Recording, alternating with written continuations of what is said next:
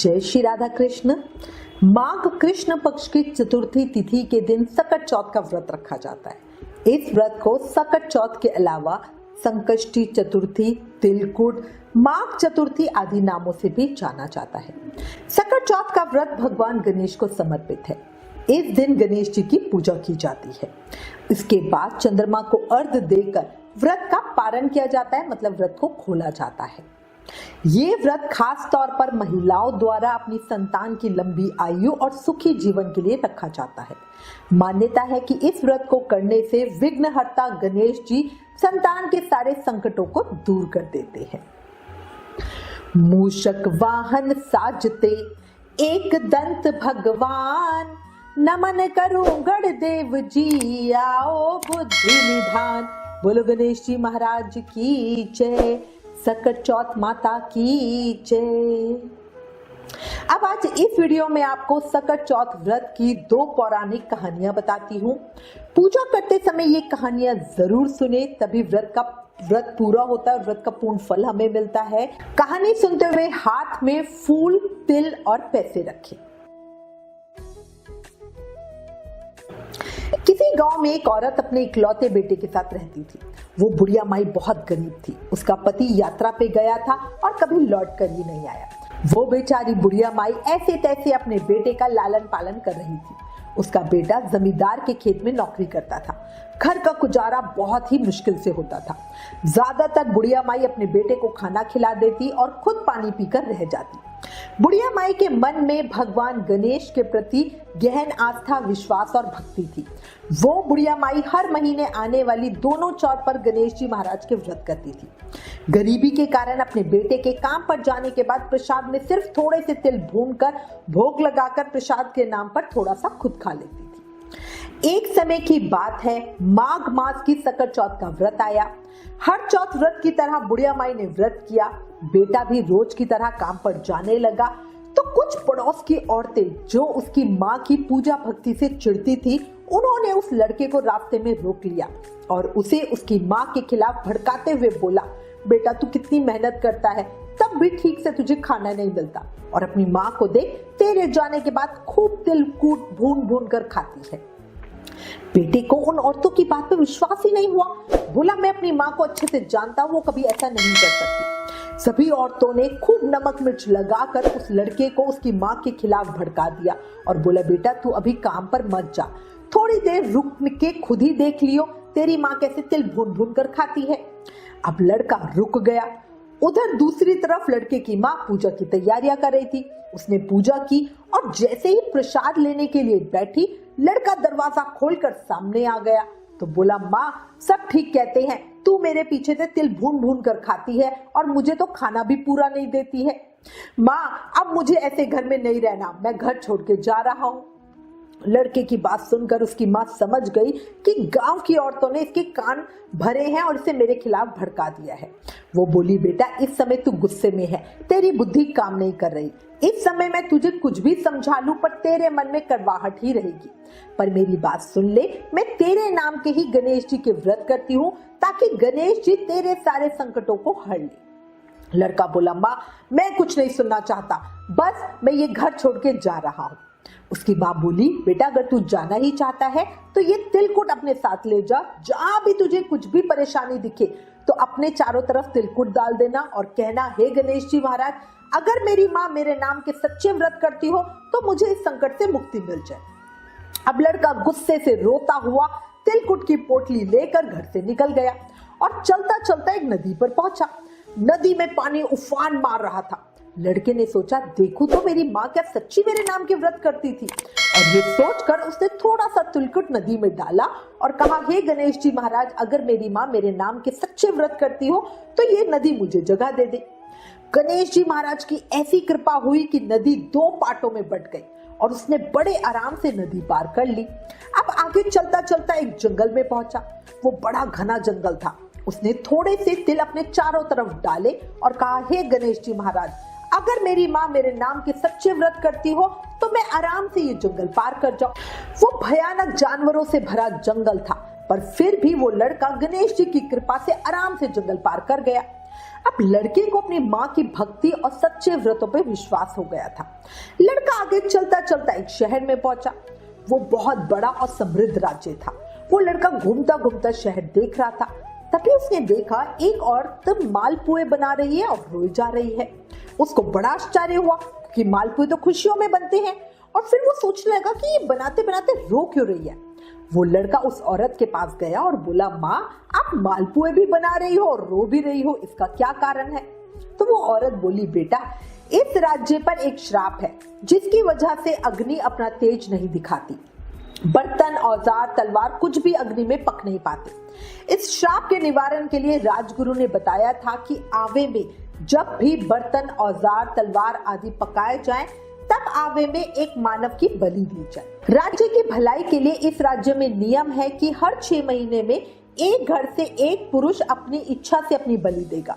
और आज मेरे इकलौते बेटे की बारी है। उसे मालपुए बहुत पसंद है, इसलिए उसके लिए मालपुए बना रही हूँ। और आज वो हमेशा के लिए मुझे छोड़कर चला जाएगा, यही सोच सोच के रोई हुई। तो वो लड़का बोला, माँ आप मुझे ये मालपुए खिला दो, मैं उस आवे में जाके बैठ जाऊंगा। तो वो औरत बोली, बेटा तुझे मालपुए खाने हैं तो ऐसे ही खा ले, पर किसी के आय में कौन जाता है भला? ये परेशानी तो हमारी है, तो तू क्यों अपनी बलि देगा? वो लड़का बोला, ना माँ तू इसकी चिंता मत कर, जब राजा के सैनिक आए तब तो मुझे बता देना, उनके साथ मैं जाऊंगा। अब उसने खूब पेट भरकर मालपुए खाए और सो गया, थका हुआ तो था ही। रात के दूसरे पहर में राजा के सैनिक आए। उस औरत को बोला, अपने बेटे को भेज। वो अंदर आई तो देखा वो लड़का तो खूब गहरी नींद में सो रहा है। अब वो भला दूसरे के बच्चे को कैसे उठाए, कैसे बोले कि जा अपनी बलि दे दे। अब वो खूब शोर मचाए, कभी बर्तन बजाए तो कभी मटका फोड़े कि आवाज से वो लड़का उठ जाए। आखिर में वो लड़का उठ ही गया। पूछा, क्या राजा के सैनिक आ गए? तो वो औरत बोली, हाँ। तो वो लड़का सैनिकों के साथ चला गया। सैनिकों ने उस लड़के को ले जाके आवे में बिठा दिया। उस लड़के ने बैठने से पहले अपने चारों तरफ तिलकुट बिखेर दिया और कहा, हे गणेश जी महाराज, अगर मेरी माँ मेरे नाम के सच्चे व्रत करती हो तो मेरी रक्षा करना। गणेश जी महाराज की ऐसी कृपा हुई कि वो आवा 3 दिन में ही पक गया और अंदर बैठे लड़के को कुछ भी नहीं हुआ। अब जब सैनिकों ने देखा कि वो जो आवा 6 महीनों में पकता था वो अब की बार 3 दिन में ही पक गया, तो बड़े आश्चर्य में हुए और राजा को खबर की। राजा वहां स्वयं आए ये नजारा देखने के लिए। अब जब आवे से बर्तन हटाए जा रहे थे तो अंदर से आवाज आई, धीरे धीरे धीरे धीरे। सब हैरानी से देख रहे कि आवाज कहां से आ रही है, ये क्या चमत्कार हो रहा है? जो आवा 3 दिन में ही पक गया और किसी की आवाज भी आ रही है, सबके लिए बड़ी गहर आश्चर्य की बात। धीरे धीरे सारे बर्तन, औजार आदि निकाले गए तो वो लड़का आराम से बाहर निकल आया। सब हैरान कि लड़का जिंदा बाहर कैसे निकला। राजा ने चमत्कार देखा तो लड़के से पूछा, ये कैसे हुआ? तो वो लड़का बोला, मेरी माँ गणेश जी की सच्ची भक्त है और मेरे नाम के चौथ के व्रत रखती थी, इसी से गणेश जी महाराज ने मेरे संकट हरे और मुझ पे कोई परेशानी नहीं आने दी। गणेश जी महाराज की कृपा से उस राज्य का श्राप भी खत्म हो गया। अब राजा बहुत हैरान था। उसे लड़के की माँ का सत और गणेश जी का चमत्कार देखकर बहुत खुश भी हुआ और उसने अपनी बेटी के साथ उस लड़के का ब्याह करवा दिया। साथ ही पूरे राज्य में घोषणा भी करा दी कि हर कोई माघ मास की सकट चौथ का व्रत अपने बच्चों के लिए जरूरी करे। तिल भून कर तिलकुट बनाए, गणेश जी की पूजा करें और चंद्रमा को जल दे। अब तो उस लड़के की जिंदगी ही बदल गई। वो आराम से महल में रहने लगा। एक समय वो लड़का अपने महल की छत पर अपनी पत्नी के साथ खड़ा हुआ था। बहुत ठंडी हवा बह रही थी। तो वो लड़का बोला, आज तो ऐसा लग रहा है कि ये हवा हमारे गांव से आ रही है। राजकुमारी उसकी बात को सुनकर बड़ी हैरान हुई और पूछने लगी, स्वामी क्या आपका भी गांव है? तो वो लड़का बोला, हाँ बिल्कुल है, वहां मेरी माँ भी रहती है। अब ये सुनकर राजकुमारी बोली कि स्वामी जब मेरा ससुराल है तो फिर मैं यहाँ पियर में क्यों रह रही हूँ, मुझे तो अपने ससुराल ही जाना है। लड़का बोला, हम बहुत गरीब है, गांव में रहने का घर भी नहीं है। राजकुमारी बोली, स्वामी वो मैं कुछ नहीं जानती, अगर मेरा ससुराल है तो मैं वहीं रहूंगी, यहाँ पियर में नहीं रहूंगी। राजकुमारी ने अपने पिता से ये बात कही तो उसके पिता ने उन दोनों को खूब धन दौलत, हाथी घोड़े, नौकर, सैनिक आदि देके विदा किया। दोनों अपने गांव में पहुंचे। सब लोग उस लड़के को इतनी धन दौलत और राजकुमारी के साथ देखकर बड़े हैरान हुए। सभी उसकी माँ के पास पहुंचे और बोले, बुढ़िया माई तेरा लड़का आ गया, तेरा लड़का आ गया, उसने राजकुमारी के साथ ब्याह किया है, खूब सुंदर बहू लेकर आया है, खूब धन दौलत, हाथी घोड़े लेकर आ रहा है। अब लड़के के जाने के बाद बुढ़िया माँ उसकी रात में दिन रात रोती रहती थी, जिससे उसकी आंखों की रोशनी ही चली गई थी। बुढ़िया माई सब लोगों पर चिल्लाई और बोली, भाग जाओ सब यहाँ से। पहले तो मेरे लड़के को भड़का भड़का कर मुझसे दूर भेज दिया और अब मेरा ही मजाक बना रहे हो। तो सब बोले, नहीं भाई हम सच कह रहे हैं, तेरा लड़का आ गया है। बुढ़िया माई अपने घर की छत पे चढ़ गई और बोली, हे गणेश जी महाराज, अगर मैं आपके नाम के सच्चे व्रत करती हूँ तो मुझे अभी दिखने लग जाए, और अगर आपकी कृपा से मेरा लड़का आ रहा है तो मेरे दूध की धार सीधा उसके मुंह में जाके गिरे। आज बुढ़िया माई की भक्ति की परीक्षा थी। गणेश जी महाराज की ऐसी कृपा हुई कि तभी उस बुढ़िया को दिखने लगा। उसने देखा दूर से हाथी पर उसका लड़का और बहू बैठे हुए आ रहे हैं। बुढ़िया माई की भक्ति का ऐसा सत था कि उसके दूध की धार सीधा उस लड़के के मुंह पे पड़ी। उसके सब दाढ़ी मूंछ भीग गए। राजकुमारी अपनी सास की ऐसी भक्ति और सत देखकर दंग रह गई। अब बुढ़िया माई ने खूब खुश होकर अपने बेटे बहू का स्वागत किया। पड़ोस की औरतों ने लड़के और बुढ़िया माई से अपने कहे सुने के लिए माफी मांगी। आज बुढ़िया माई गणेश जी की कृपा और प्रेम पर वारी जा रही थी। हे गणेश जी महाराज, जैसे उस बुढ़िया पर कृपा करी वैसे ही इस कहानी को कहते सुनते हुकारा भरते सब पर कृपा करना। मंगलकारी देव तुम मंगल करो गणेश, जगवंदन तुम रे करे काटो सबके कलेश। बोलो गणेश जी महाराज की जय।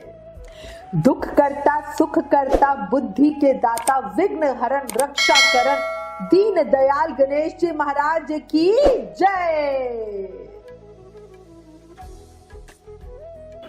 बहुत समय पहले की बात है, किसी गांव में एक साहूकार और साहूकारनी थी।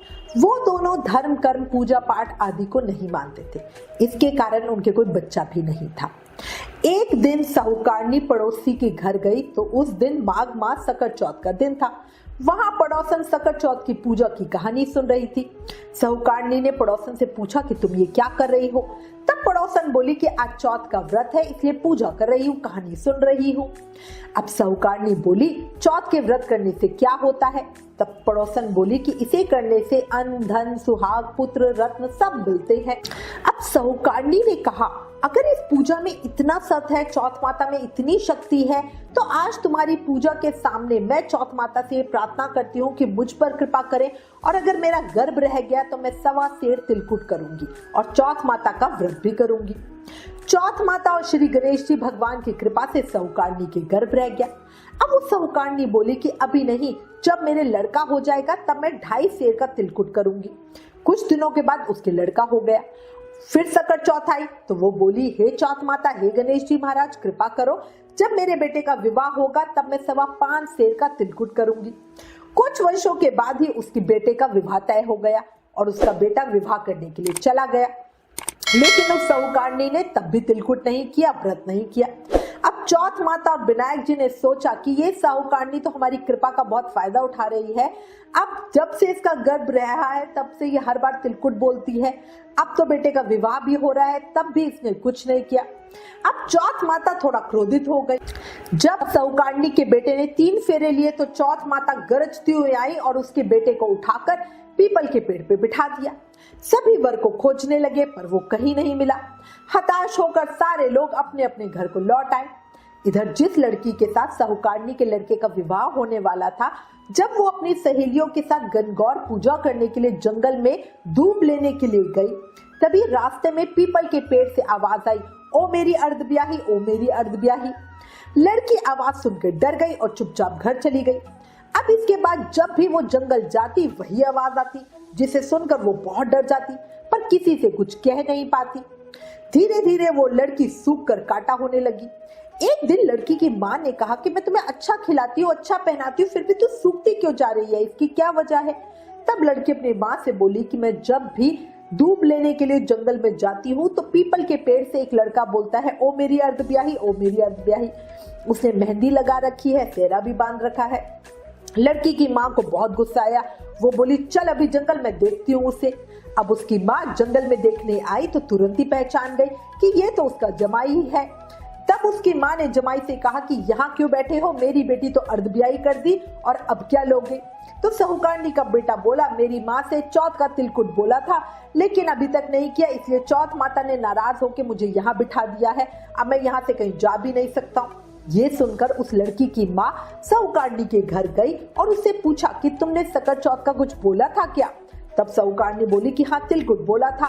सारी बात जानकर साहूकारनी बड़ी दुखी हुई और चौथ माता को प्रार्थना करते हुए बोली, हे माता, मेरी भूल चूक क्षमा करो, मेरा बेटा घर आ जाए तो 2.5 मन का तिलकुट करूंगी।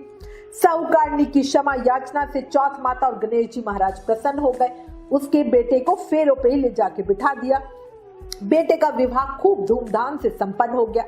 जब साहूकारनी के बेटा बहू घर आए तब साहूकारनी ने खूब दिल से 2.5 मन तिलकुट किया और बोला, हे चौथ माता, आपके आशीर्वाद से मेरे बेटा बहू घर आए हैं, जिससे ये हमेशा तिलकुट का मैं व्रत करती ही रहूंगी। इसके बाद सारे नगर वासियों ने तिलकुट के साथ सकट चौथ का व्रत प्रारंभ कर दिया। हे चौथ माता, हे गणेश जी महाराज, जिस तरह साहूकारनी के बेटे बहू से मिलवाया वैसे ही हम सबको मिलवाना। इस कहानी को कहते सुनते हुकारा भरते सब पर कृपा बनाए रखना, सबका भला करना। बोला गणेश जी महाराज की जय, सकट चौथ माता की जय। महादेव के लाल तुम सभी झुकाते शीश, हम निर्धन लाचार हैं, दो हमको आशीष। बोलो चौथ माता की जय, गणेश जी महाराज की जय। गणेश जी महाराज की कृपा पाने के लिए उनके नाम और भक्ति का अधिक से अधिक प्रचार करो, ये भी एक सेवा है। Please like, share and subscribe. Thank you. जय श्री राधा कृष्ण।